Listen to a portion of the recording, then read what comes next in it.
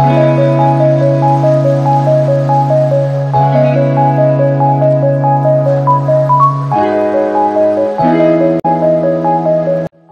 Everyone, welcome to my channel. তোমরা সবাই কেমন আছো? আশা করি সবাই খুব ভালো আছো আর আমিও ভালো আছি। তো চলে এসেছি আরেকটি নতুন ব্লগ নিয়ে। আমার Kolkata to Delhi travel blog থেকে তোমরা সবাই জানো যে আমি এসেছি দিল্লিতে। আর দিল্লিতে আমি কেন এসেছি এবং আমার ফাইনাল ডেস্টিনেশন কোথায় ছিল সেটা আমি আগের ব্লগে তোমাদের বলিনি। তো চলো আজকে এই ভিডিওতে তোমাদের সাথে শেয়ার করবো যে আমি দিল্লিতে অ্যাকচুয়ালি কেন এসেছি এবং কোথায় এসেছি। তার আগে সকলকে জানাচ্ছি হ্যাপি দিওয়ালি। অ্যাকচুয়ালি আমার ফাইনাল ডেস্টিনেশন ছিল দিল্লিতে আমার মাসির বাড়ি। আমি এসেছি গুরগাঁওয়ে আমার মাসির বাড়িতে। তো আজকে দিওয়ালি, তার জন্য ঘর ডেকোরেশন করা হচ্ছে। তো তার জন্য ডোরটা ভালো করে সাজানোর জন্য এই ফুলের মালাটা দরজার মধ্যে লাগানো হচ্ছে। তার জন্যই এতটা এসেই কাজে লেগে পড়েছি, কারণ আজকে যেহেতু দিওয়ালি। আর নিউ দিল্লিতে নামতে নামতে 11:30 মতো বেজে গিয়েছিল। আর নিউ দিল্লি থেকে আবার গুরগাঁও আসতে প্রায় 1 ঘন্টার মতো লেগেছিল। তাই বাড়ি আসতে আসতে প্রায় 12:30 1টা বেজে গিয়েছিল। তাই এসে আর সময় ছিল না, এসে ফ্রেশ হয়ে খাওয়া দাওয়া করে কাজে লেগে পড়েছি।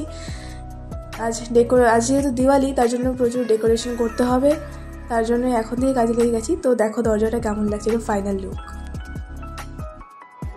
আর এদিকে রুম ডেকোরেট করার জন্য এই পেতলের জিনিসগুলোতে ফুল দিয়ে জল দিয়ে একটা ডেকোরেশনের জন্য করা হচ্ছে। দেখতে বেশ ভালোই লাগছিল, খুবই সুন্দর লাগছিল। এখানে জল দেওয়া হচ্ছে, তাহলে আরও সুন্দর লাগবে। আর কয়েকটা গোলাপ ফুলও বেঁচে গিয়েছিল, তাই গোলাপ ফুলের পাপড়িগুলো দিয়ে জল দিয়ে এভাবে ডেকোরেট করে দিলাম। এরপর বাড়িতে যেহেতু গোপাল পুজো হবে, তার জন্য মাসি পুজোর সমস্ত কাজ সেরে নিচ্ছিল, কারণ পুজো হওয়ার পরই আমরা দিওয়ালি সেলিব্রেট করব সন্ধ্যের দিকে। পুজোটা বিকেলের দিকে হবে। আর রঙ্গোলি দেওয়ার জন্য অনেক কিছু আনা হয়েছিল। এরকম রঙ্গোলি দেওয়ার জন্য অনেকগুলো ডাইস আনা হয়েছিল, এছাড়া কালার বিভিন্ন ধরনের। আর এরকম বিভিন্ন রকমের যেরকম এরকম মা লক্ষ্মীর পা, তারপর স্বস্তিক চিহ্ন, ফুল, এছাড়া ওম চিহ্ন, এইসবের সব সাইজ আনা হয়েছিল রঙ্গোলি দেওয়ার জন্য। তো খুবই সুন্দর ছিল। তো আমি বসে পড়লাম রঙ্গোলি দেওয়ার জন্য। দিল্লিতে কিন্তু দিওয়ালিতে রঙ্গোলি দেওয়াটা খুবই ইম্পর্টেন্ট। এটা হলো ফাইনাল লুক আমার দেওয়া রঙ্গোলির। তোমরা কেমন হয়েছে কমেন্টে জানিও। আমি কিন্তু তেমন ভালো রঙ্গোলি দিতে পারি না, কিন্তু এই যে সাইজগুলো আনা হয়েছিল, যার জন্য রঙ্গোলি দেওয়া খুব সহজ হয়ে উঠেছিল। এই সাইজগুলো কিন্তু খুবই হেল্পফুল। এটা দিয়ে আমি একটা ফুলের মতো রঙ্গোলি দিয়ে দিয়েছি। ঘরের রঙ্গোলিটা তো দিয়ে দেওয়া হয়ে গেছে। এবারে ঘরের বাইরে দরজার সামনে একটু রঙ্গোলি দেওয়া হবে। তার জন্য যে ছোট ছোট পায়ের শেপের, এছাড়া ওম চিহ্ন, স্বস্তিক চিহ্ন, ফুলের যে সাইজগুলো আনা হয়েছিল সেগুলো দিয়ে একটু ট্রাই করা হচ্ছে যে ঘরের সামনে, যে দরজার সামনে, সেখানে কিছু করার। তো এইগুলো মাসি করছিল, বেশ ভালোই হয়েছিল। যে সাইজগুলো এনেছিল, দেখো পাগুলো কত সুন্দর সুন্দর। এছাড়া স্বস্তিক চিহ্ন আঁকা হচ্ছিল হাতে। ফার্স্টে তো কিছুতেই এগুলো দিয়ে হতে চাইছিল না, তারপর অনেকক্ষণ চেষ্টা করার পর ঠিক হতে লাগলো। তবে রঙ্গোলি দেওয়ার জন্য কিন্তু এগুলো খুবই হেল্পফুল, কারণ নাহলে খালি হাতে রঙ্গোলি দেওয়া সত্যি খুব কঠিন। কারণ আমরা তো রঙ্গোলি দিতে ঠিকঠাক পারি না। যারা ধরো খুবই এক্সপার্ট, খুবই ভালো পারে, তাদের খুবই সহজ, কিন্তু আমাদের কাছে খুবই কঠিন, কারণ আমরা তো রঙ্গোলি দিতে তেমন ভালো পারি না। তো তার জন্য এই সাইজগুলো আনা হয়েছে। তবে বেশ যতটা চেষ্টা করেছি ভালোই হয়েছিল দেখতে, কারণ এই সাইজগুলো দিয়ে বেশ হেল্পফুল হয়েছিল। এরপরে একটা ফুল আঁকা হবে দরজার সামনেও। যতটা পারছি মাসি আর আমি নিজের মতো করে রঙ্গোলিটা দেওয়ার চেষ্টা করছি। তবে যতটা দিয়েছিলাম বেশ ভালোই লাগছিল। এখানে দরজার সামনে একটা ফুল আঁকছিলাম, আর ফুলটা আঁকার জন্য ইনার সাইডে এরকম yellow and red colour use করেছিলাম, আর বাইরে এরকম সাইজগুলো দিয়ে ফার্স্টে শেপ করে নিচ্ছিলাম যে কীরকম হবে ফুলটা।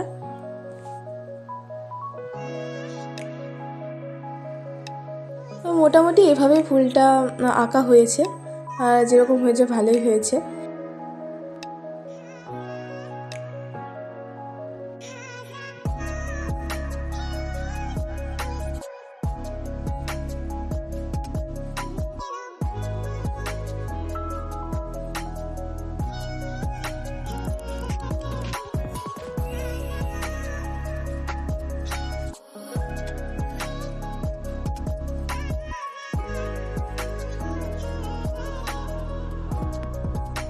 এরপরে বাকি অনেক রঙ্গোলি বেঁচে গিয়েছিল, তো সেই রঙ্গোলিগুলো দিয়ে ছোট ছোট এরকম হাতে ফুল আঁকা হচ্ছিল, কারণ এতগুলো রঙ্গোলি আর কি করব, তো এইভাবে ফুল এঁকে দেওয়া হচ্ছিল যাতে দেখতেও সুন্দর লাগে আর রঙ্গোলিটাও যাতে নষ্ট না হয়।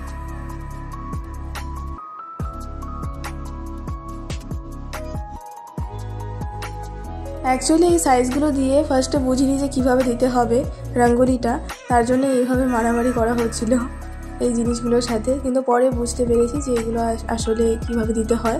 কায়দাটা যখন বুঝে গিয়েছি তখন সুন্দর হয়েছে, কিন্তু ফার্স্টে কিন্তু খুবই প্রবলেম হচ্ছিল। রীতিমতো জিনিসগুলোর সাথে মারামারি করা হচ্ছিল, আর তার রেজাল্ট তোমরা দেখতেই পারছো যে কীরকম হচ্ছিল।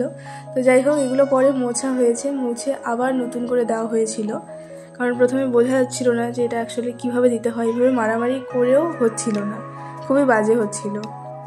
যাই হোক, যে কোনো জিনিস আনা হলে সেটা বুঝতে এবং শিখতে অনেকটা টাইম লেগে যায়, আমাদেরও টাইম লেগেছিল।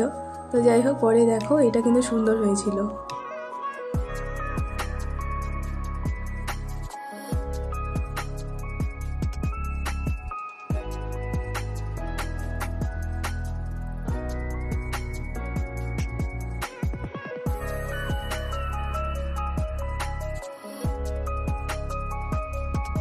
এরপর রঙ্গোলি দেওয়া হয়ে গেলে পুজো করে বাড়িতে কিছুক্ষণ দিওয়ালি সেলিব্রেট করে সবাই মিলে বাইরে যাচ্ছি দিওয়ালি সেলিব্রেট করার জন্য।